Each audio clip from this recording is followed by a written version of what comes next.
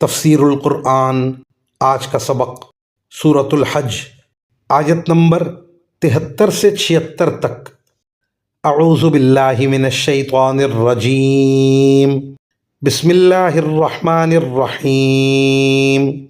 یا ایہا الناس ضرب مثل فاستمعوا لہ ان الذین تدعون من دون اللہ لن يخلقوا ذبابا ولو اجتمعوا لہ وَإِن يَسْلُبْهُمُ الذُّبَابُ شَيْئًا لَا يَسْتَنقِذُوهُ مِنْهُ ضَعُفَ الطَّالِبُ وَالْمَطْلُوبُ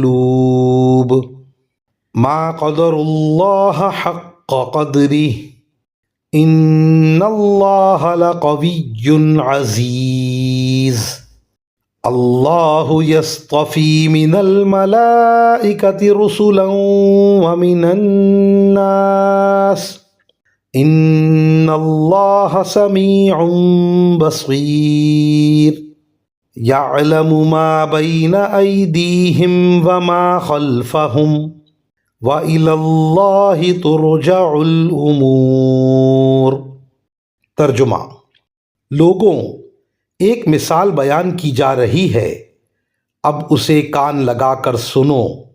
تم لوگ اللہ کو چھوڑ کر جن جن کو دعا کے لیے پکارتے ہو، وہ ایک مکھی بھی پیدا نہیں کر سکتے، چاہے اس کام کے لیے سب کے سب اکٹھے ہو جائیں، اور اگر مکھی ان سے کوئی چیز چھین کر لے جائے تو وہ اس سے چھڑا بھی نہیں سکتے۔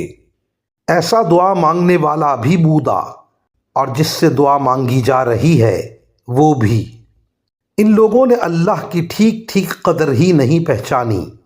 حقیقت یہ ہے کہ اللہ قوت کا بھی مالک ہے، اقتدار کا بھی مالک۔ اللہ فرشتوں میں سے بھی اپنا پیغام پہنچانے والا منتخب کرتا ہے، اور انسانوں میں سے بھی۔